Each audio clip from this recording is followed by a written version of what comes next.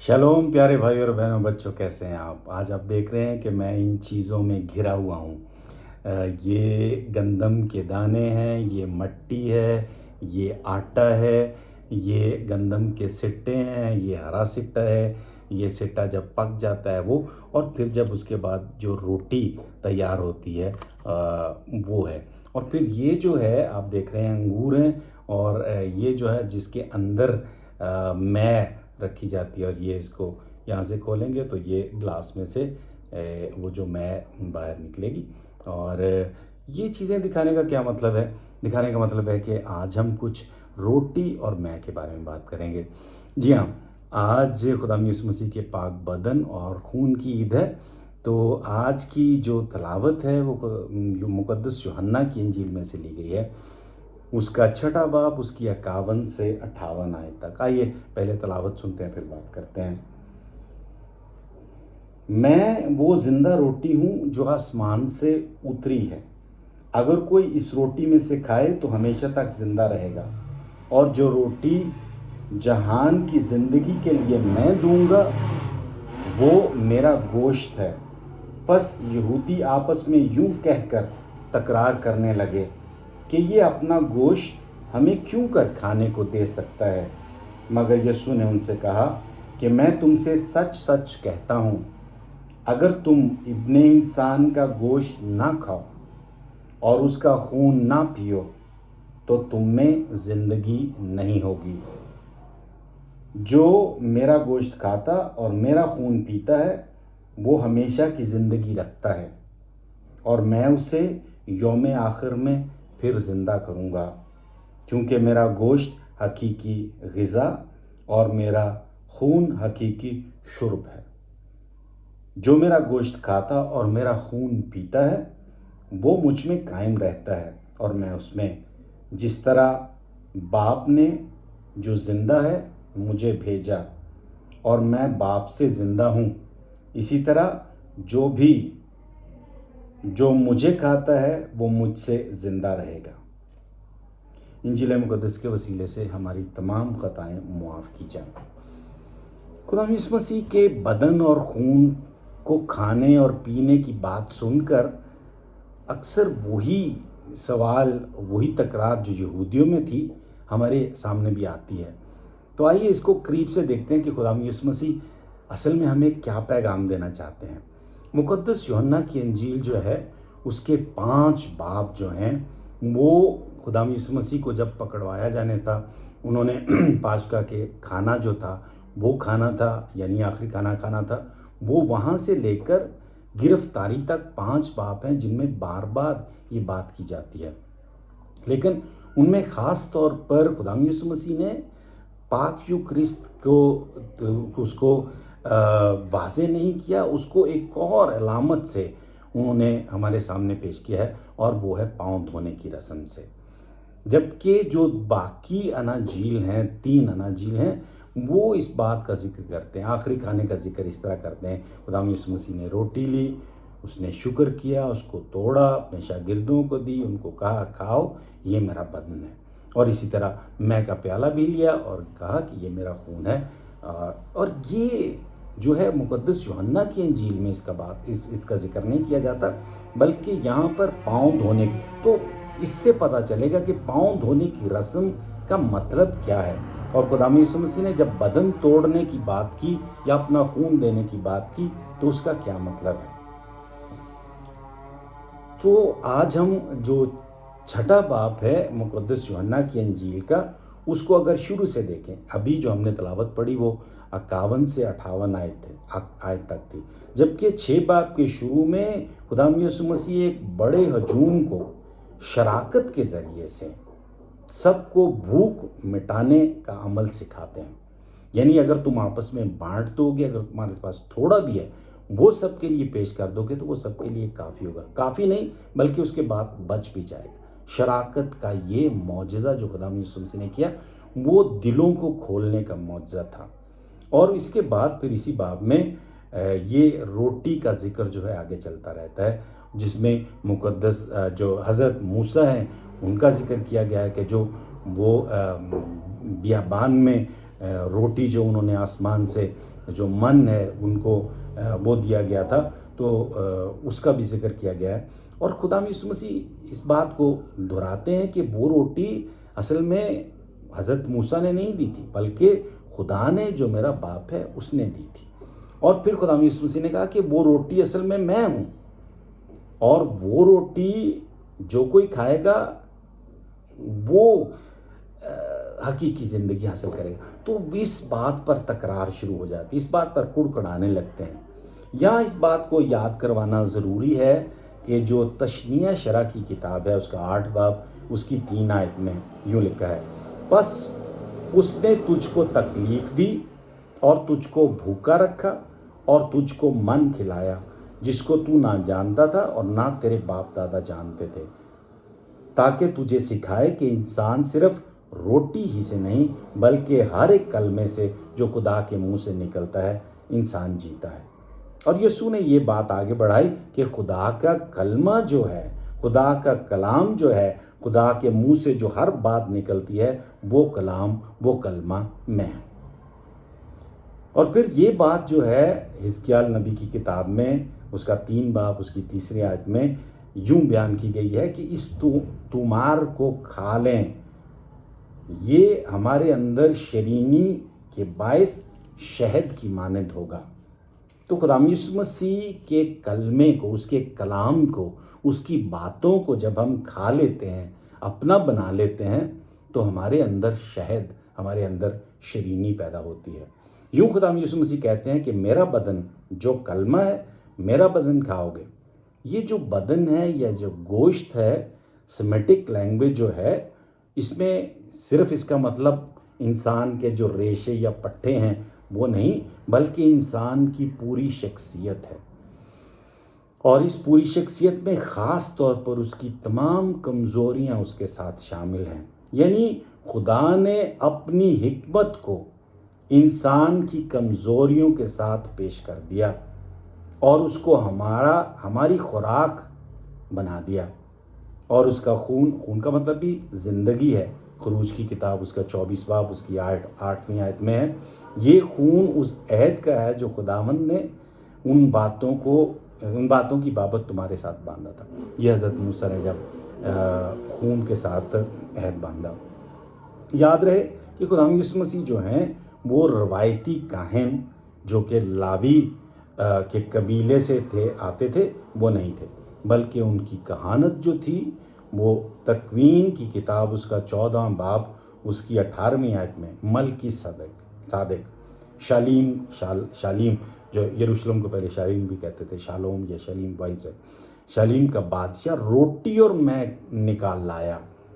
یہ اس وقت کی بات ہے جب ابراہیم نے وہ جنگ جیتی اور وہ روٹی اور میں نکال لایا، اور اس نے کیونکہ وہ خدا تعالیٰ کا کاہن تھا اور اس نے ابراہیم کو مبارک کہا۔ خداوند یسوع مسیح کی کہانت جو ہے وہ یہاں سے آتی ہے، وہ روایتی کاہن کا۔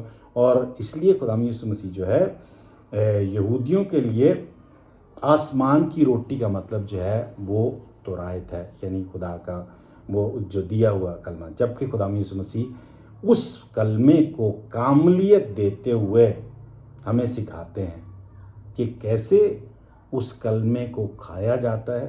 اور خاص طور پر جو لفظ جو ہے یونانی میں استعمال کیا گیا ہے وہ فاگائن ہے، جس کا مطلب تقریباً 11 بار استعمال کیا گیا ہے، اور اس کا مطلب ہے چبانا، اور تروگئین کا مطلب ہے چبانا، یعنی جو خوراک جو ہمارے اندر جاتی ہے اس کو جب ہم چباتے ہیں، یعنی خدا یسوع مسیح کی باتوں کو اس قدر اپنے اندر پیدا کرتے ہیں، اس قدر ہم چبا کر اس کو اندر اپنے لے کر جاتے ہیں کہ وہ ہمارا حصہ بن جاتا ہے، تو وہ جیسے میں نے پہلے بتایا کہ وہ شہد بن جاتا ہے اور اس سے ہمارے اندر مٹھاس پیدا ہوتی ہے۔